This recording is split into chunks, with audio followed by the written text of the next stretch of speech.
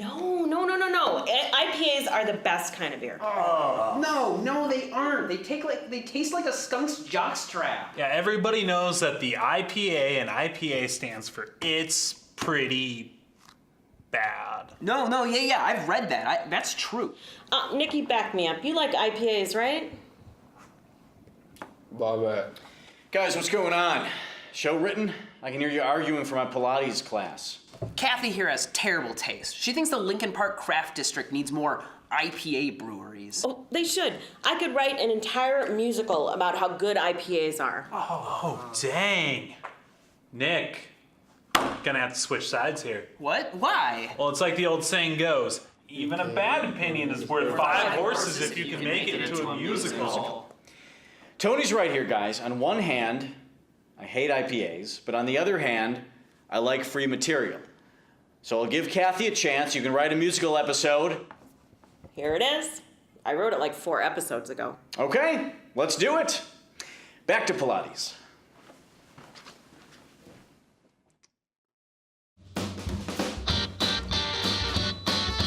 Live from Teatro Zuccone in beautiful downtown Duluth, Minnesota, it's Twin Ports Tonight with Andrew Kira.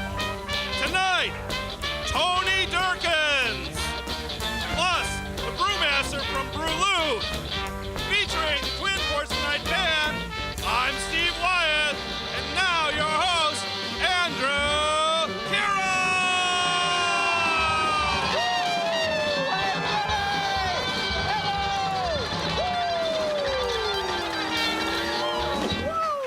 Hey everybody, thank you so much for being here tonight. I am Andrew Kirov, that is Steve Wyeth, and this is Twin Ports Tonight.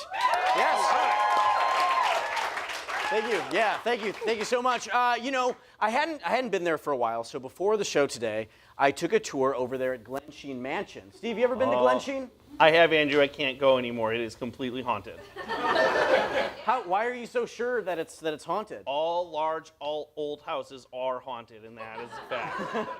Okay, so you think every house that's large and old Yes, if it is is large haunted? and old, it's haunted. It can also be haunted if it's new and large, if it's like built on like an old bad place. That's true. Why are you so sure about this? Why do you think so many places are haunted? I mean, it's just over time. If some place is old and has big enough space for a lot of people, you know, and then they haunt it. You know, Yeah. Nobody haunts an apartment because nobody wants to stay there. You have a point. Yeah. Yeah. Nice place like the Glensheen. Oh yeah, I'd haunt that place forever. Do you think that when you die, would you like to be a ghost that haunts somewhere? Yeah, I think I definitely would, but I don't know where. I've moved around so much, you know. Yeah. So maybe the Glensheen. Absolutely. So have you always felt this way about places being haunted? Has that always been something that scared you? Yeah, I've always been a little afraid of haunted houses. I worked at a restaurant that was an old mansion, and that was haunted. And like since I've been a kid, I have recurring haunted house dreams. Like even today, I still have dreams about haunted houses. Really? So multiple recurring dreams. Yeah. what happens in these recurring dreams? We're getting into your pathology here. In one dream, it's like an old house that I lived in, and I recognize it. And it's like I just go into the room, and there's this ghost saying to me, "Steve, let Chad eat your leftover Chinese food." And then another one is like, I think during the dream it's a house that I lived in, but it's clearly like a Clue mansion or something like that. Yeah. It's not really it. And then there's like in different rooms, a ghost will say, "Steve, let Chad drive your car to work today." Could this maybe just be your roommate, Chad? He never lived in those houses, though. So Sure. I don't know. Yeah. Could be. I'm now questioning my whole belief system. Are those actual dreams that you've had? Oh, yeah, every night. That's weird, man. Yeah. Yeah. I maybe need a new roommate. All right. That's Steve Wyeth, everybody. Yeah. We have a fantastic show for you tonight. We have the brewmaster from a new craft brewery coming to town called Brewloo, everybody. How about that? Yeah. And Steve and I would now like to welcome our first guest of the night. He is an author in the Twin Ports area. Please give it up for Tony Dierckins.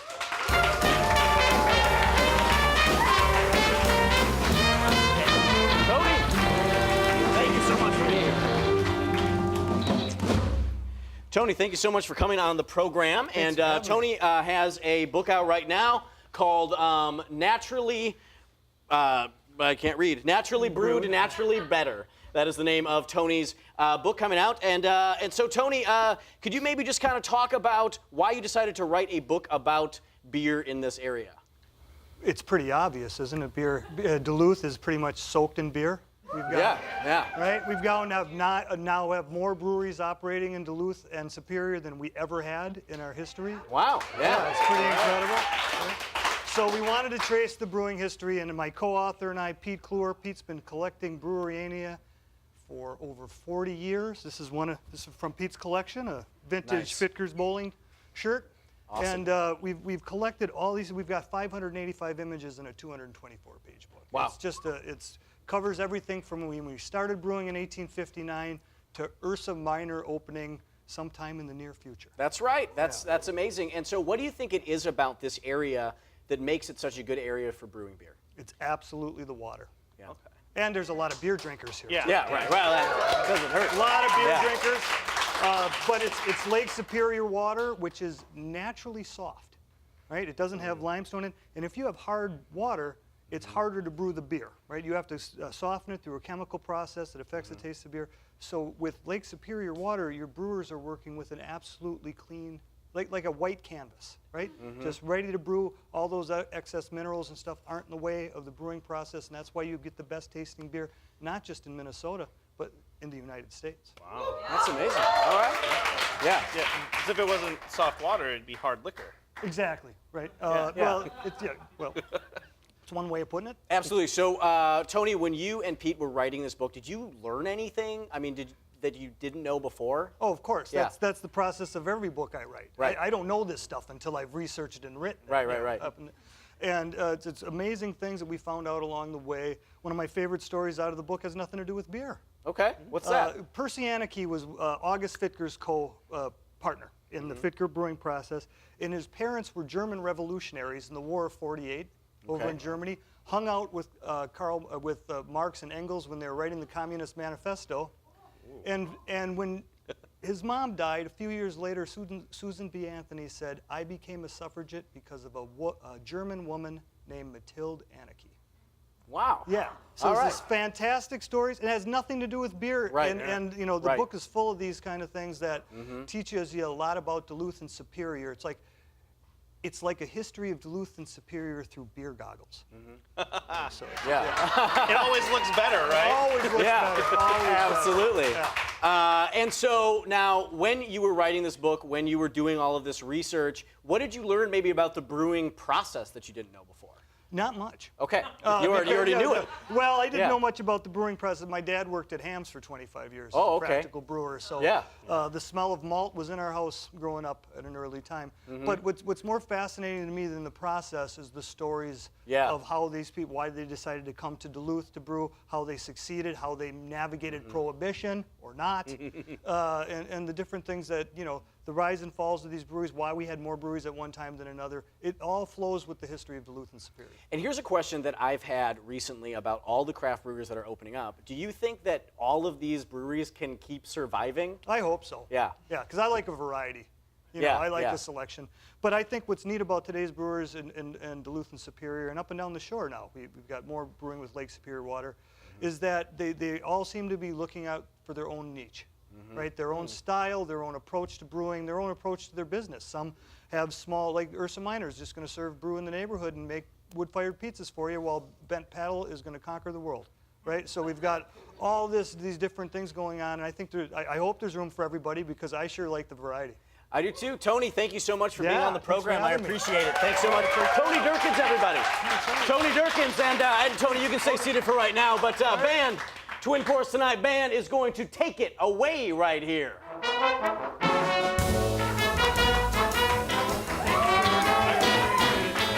Thank you so much.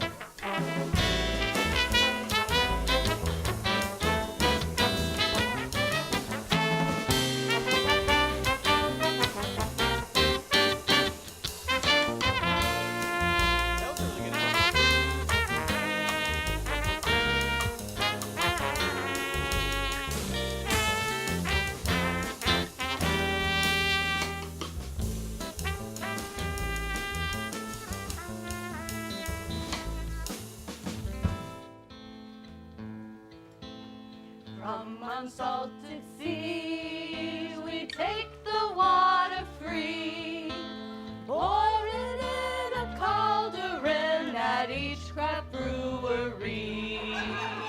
From unsalted sea, we take the water free, boil it in a cauldron at each craft brewery.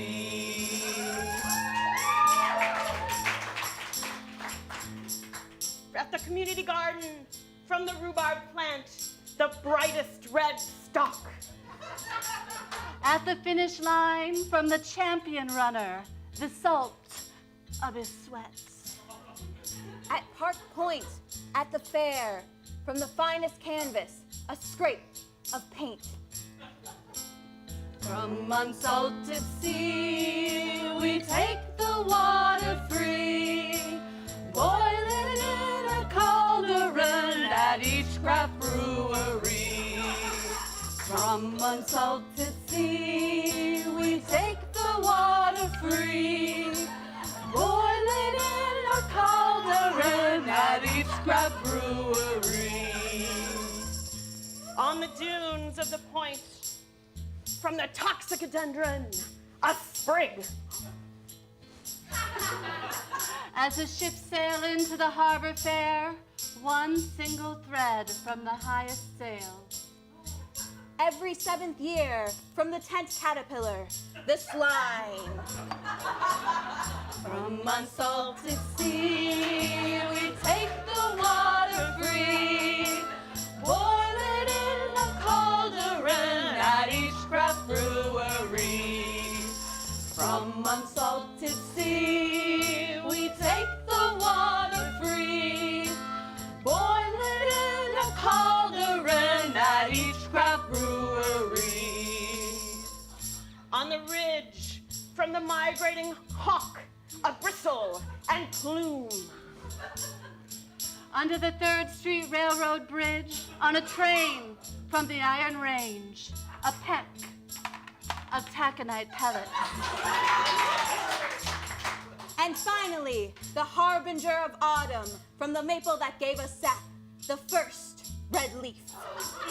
From unsalted sea, we take the water free, boil it in a cauldron at each craft brewery.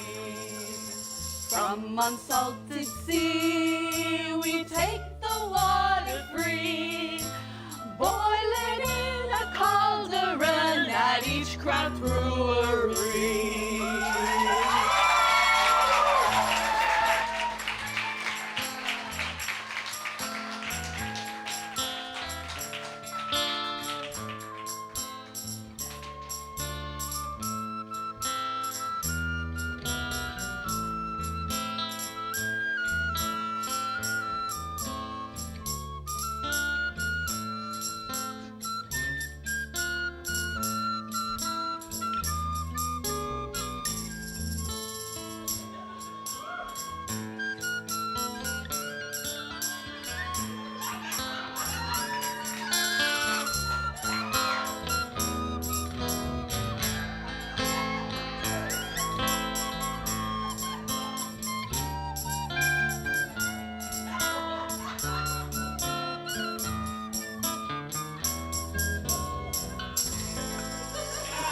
Hey!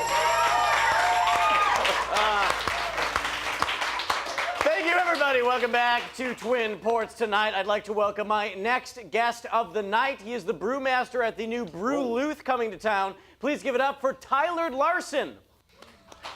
Thank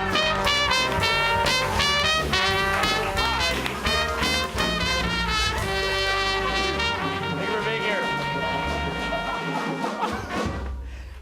So you, do you also work for the DNR? No, I don't. I do beer, Andrew. You look exactly like a guy who was on our last episode talking about invasive species. Tyler LaRose? Yeah. I don't know. He had a hat. Yeah, okay. No idea who he is. He also had a shirtless man with him. Oh, no, that's a new one. Our tap room boys don't wear shirts. It's a new thing we do. Oh, okay. All right, well, whatever. I guess we'll move on. So you're starting Brew Luth, is that right? Yes. Basically, you know, the craft brewing scene is blowing up in the last 10 years. Right. And we're kind of at this point now where everything's oversaturated. Everyone's got their hazy IPAs. Everyone's got their nitro coffee stouts. And we really think it's just a bunch of different takes on the same 2 or 3 beers. Sure. So we at Brew Luth decided to truly come up with our own beers. Wow, okay, all right. So, and you see you brought some samples for us. So what's the first one you're going to show us? The first one we're going to pour here, this is called the 2012 Reserve. It's a barrel-aged dark ale. Okay. That's good. All right. And, well, there, give that a little weird. Give that a little sniff there. Andrew. See what seems you like think. there's some chunks floating around in here. So what we do with the 2012 Reserve is that's actually steeped in floodwater from the Duluth flood in 2012. Yeah, it gives it that really nice sewer color. Yeah. And if you know, give it a. What do you smell? Throw up and chocolate? No, what you're smelling is history. All right. Anyway, that's not. Okay. It That's smells like not something I'm going to drink. But history what's smells like a bathroom. Yeah. Because I can smell it. Yeah. Well, so okay, what's the second beer you have? I get it. Not everyone's ready for a barrel-aged Yeah. ale. You know, that's a strong one to start off with. Okay. My apologies. This one here, this was a collaboration with Jim Carlson. It's called The Last Pilsner on Earth. All right. When did you collaborate with Jim Carlson? He sold me some stuff when we were in jail together. You were in jail? Yeah, mostly financial crimes. Look, long story short, I killed a guy, he owed me some money. Let's not go into it. Wow, all right. It's not a big deal. Anyway, what you're gonna notice about this one right away is its its color. Yeah, that beer is bright green. Give it a. What is this? Give it a sip. Are you? Just give it a sip. This is from Jim Carlson. I don't know if I should give it a sip. You give it a sip. More for me. Wow. And there were a bunch of ingredients in there that I can't pronounce. It's not a big deal.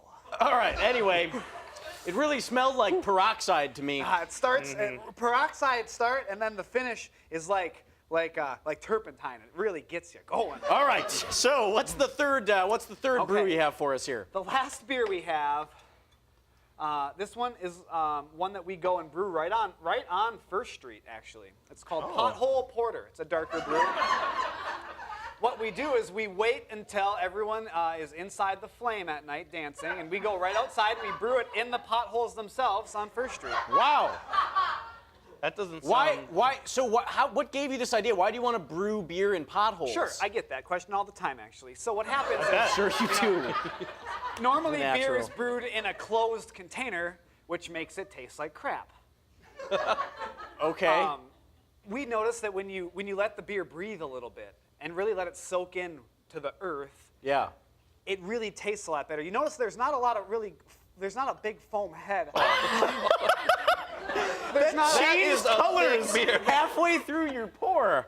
There's not a big foam head in our beer. It turns out that foam sucks, right? Yeah. If your buddy's like, hey, come over, let's grill some foam later, you're not going to do that. It's going to taste like crap.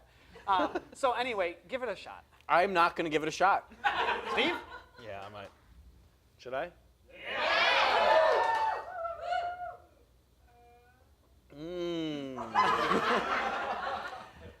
It tastes like gravel. Yeah. It's the Pothole Porter. All right. Well, we clearly didn't learn anything there. Ladies and gentlemen, we're going to be right back with some more Twin Ports Tonight right after this.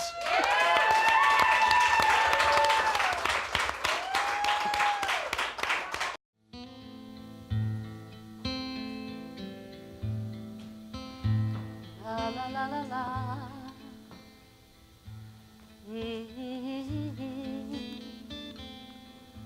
La la la la la. La la la la la. Welcome home, darling. How was your day? You know, same old grind. Can't wait to sit down and watch my shows. Oh, But sweetness, it's the hunter's moon. darling, my wolves are howling. But it's our special night. And we don't want to disappoint Grimelkin. He pretty much insisted that we go. So now we're taking orders from a cat? Darling, you know that we must. Yes, that's true. Besides, we need you in the woods tonight. Your incantations are always the most effective. Oh, I don't know about all that. And who would I frolic with if you're not there? Just some errant bat? Oh, here, I know. This will get you in the mood. Well, perhaps. And then we can sing the song. La la la la la. La la la la la. La la la la la. La la la la la. Under Hunter's moon, Under Hunter's moon, I will gaze at you, you will pierce my heart. and the blood will run. It will penetrate The bitter hops of the Lincoln Park beer. Under Hunter's moon, Under Hunter's moon, I will gaze at you, you will pierce my heart. and the blood will run. It will penetrate The bitter hops. of the Lincoln Park beer.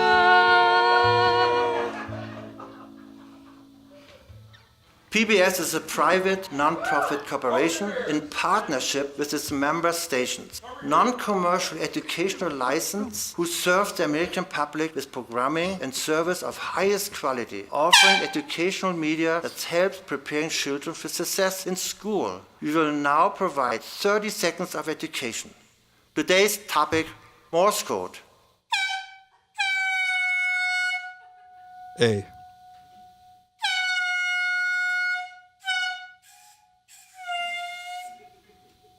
B.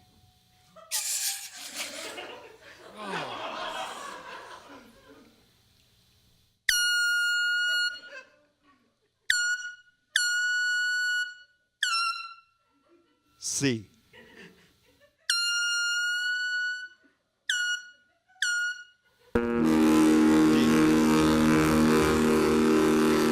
You have been provided with 30 seconds of education.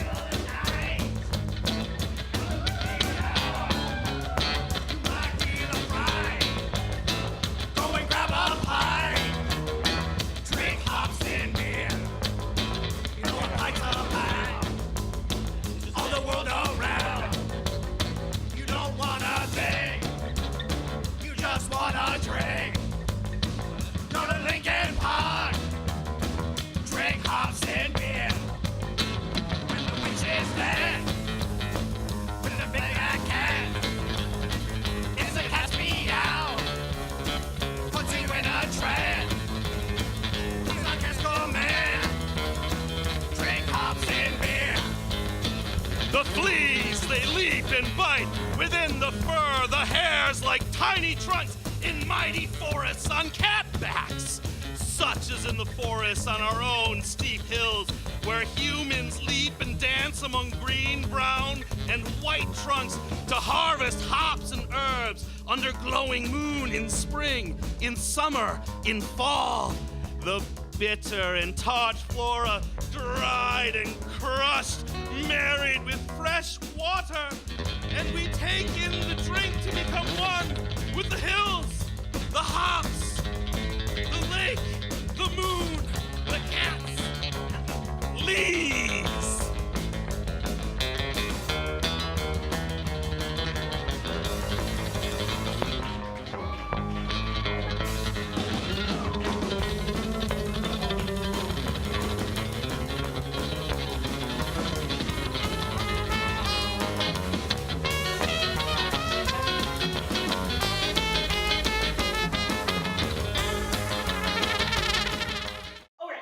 And so, as the warlock finishes his incantation, then the cats and the witches dance off, but the fleas remain, and then they jump into the cauldron, and their bodies are glistening in the moonlight, and suddenly the Dark Mother begins to emerge from the cauldron. Yeah!